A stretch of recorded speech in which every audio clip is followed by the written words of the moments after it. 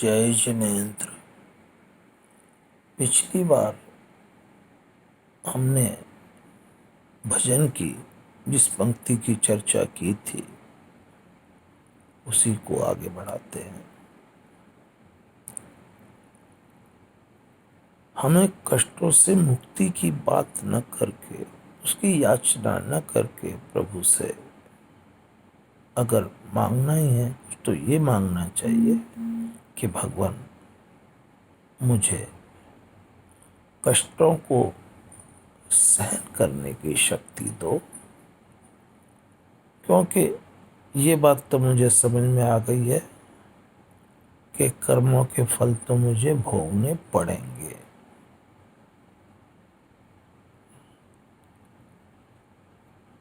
इस बात से तो मैं इत्तेफाक करता हूँ, क्योंकि इतने वर्षों से कर्मों को झेलते हुए, कर्मों के फल को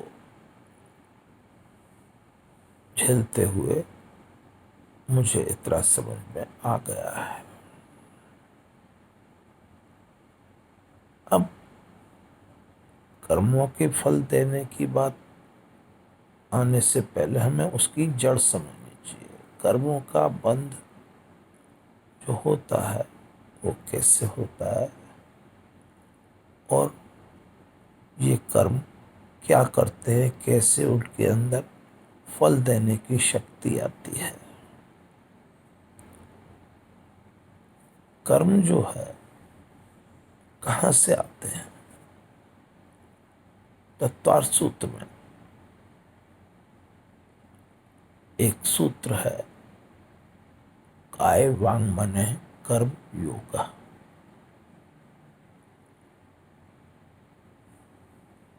हमारे काय शरीर, वांग वचन, मन मन, यानी मन वचन काय के योग से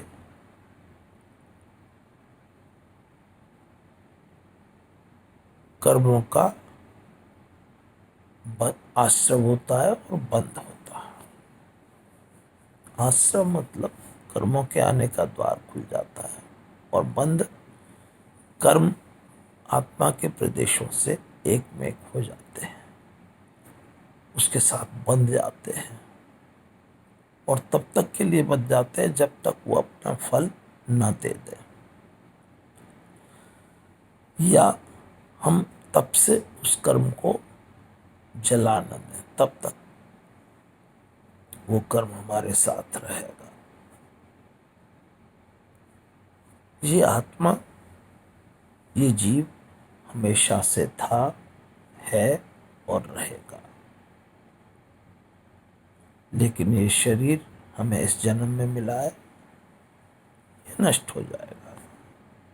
आयु के अंत में ये छोड़ना पड़ेगा और आत्मा इस शरीर से निकलकर किसी दूसरे शरीर में जहाँ उसको जाना होगा अपने कर्मों के फलस्वरूप, वहाँ चली जाएगी।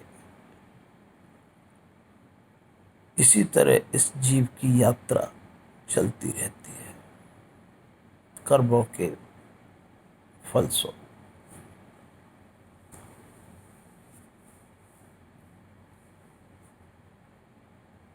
कर्म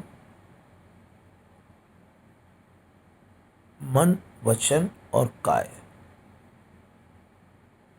की क्रियाओं से होते हैं। मन से जो कुछ हम सोचते हैं उससे कर्मों का बंध होता है। वचनों से हम जो कुछ कहते हैं उससे कर्मों का बंध होता है और शरीर से जो कुछ क्रिया करते हैं उससे भी कर्मों का बंध होता है। ये तीनों ही कर्म के बंध में कारण है, इसके अलावा और कोई क्रिया नहीं कुछ कर पाती है। सिर्फ ये तीनों की क्रिया ही, इससे ही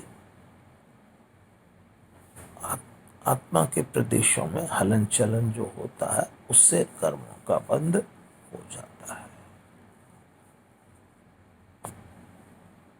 और ये कर्मों का बंध इतना बड़ा कारण है कि हम संसार से मुक्ति पा नहीं सकते, उस परम सुख को नहीं पा सकते जो जिसे मोक्ष कहते हैं, जिससे फिर कभी ये जन्म मरण न करना पड़े, जिससे कभी दुखों से हम सामना ना करें, हमेशा उस परम सुख में चले जाएं, हमेशा के लिए, अनंत काल के लिए।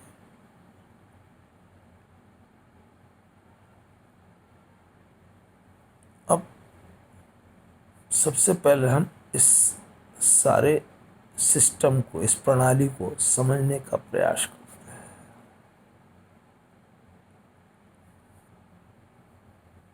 ये कर्म क्या है, कहाँ से इसके अंदर इतनी ताकत आती है कि हमको इतने घोर दुख दे सके या हमको इतने सुख दे सके। पहले इस बात को समझें तो सही।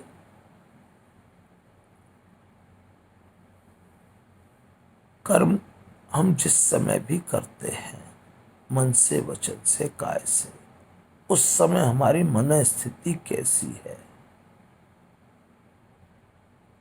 वो तय करती है कि ये कर्म कितने समय तक आपके साथ रहेगा और उसका फल कैसा होगा। तीव्र होगा, तीव्रतर होगा या तीव्रतम होगा, बहुत तीव्र होगा या बहुत मंद होगा, मंदतर होगा या मंदतम होगा, एकदम शांत, बहुत कम।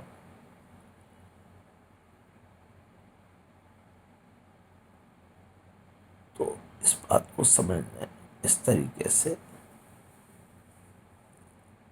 हमारी जो कषायें हैं वो इस कर्म की शक्ति और उसकी स्थिति यानी समय वो तय करती है। कर्म बंध के 4 भेद है: स्थिति और अनुभाग, और उसके अलावा प्रकृति और प्रदेश। प्रकृति कौन से कर्म का बंध हो रहा है, प्रदेश कर्मों के कितने प्रदेश हैं उस बंध में, उसके अलावा स्थिति कितने काल तक वो कर्म हमें फल देगा, और अनुभाग उस कर्म की तीव्रता कितनी है, फल कितना तीव्र देगा, कम देगा, ये इसको कहते हैं अनुभाग।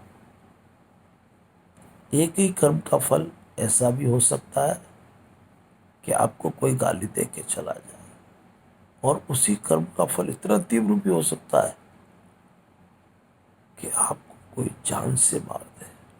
कर्म एक ही किया हमने, लेकिन हमारी मन स्थिति उस समय कैसी थी, बहुत तीव्र थी, हमारे परिणाम बहुत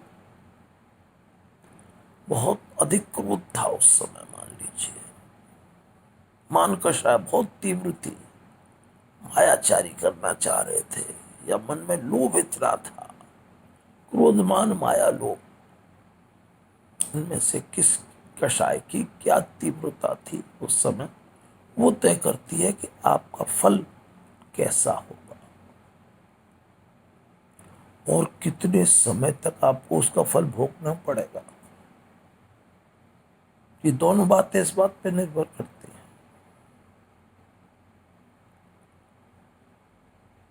कर्म करते समय अगर हमारे कषायें तीव्र हैं, तो हम अगर सजग हैं, सचेत हैं, तो हम उसको कम कर सकते हैं।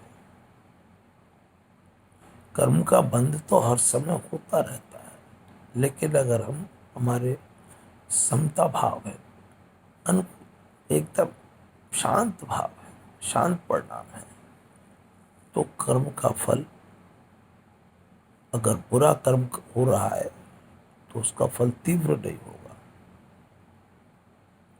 और अगर अच्छे कर्म कर रहे हैं तो उसका फल बहुत अच्छा मिलेगा। अगर हमारी कषायों की मंदता है, क्रोध में तीव्रता नहीं है, मान की तीव्रता नहीं है, इनको धीमे धीमे हमको कम करने का प्रयास करना चाहिए, इनको बहुत हल्का करने का प्रयास करना चाहिए। आज बस इतना ही, इससे आगे की बातें फिर बाद में करेंगे। जय जिनेंद्र।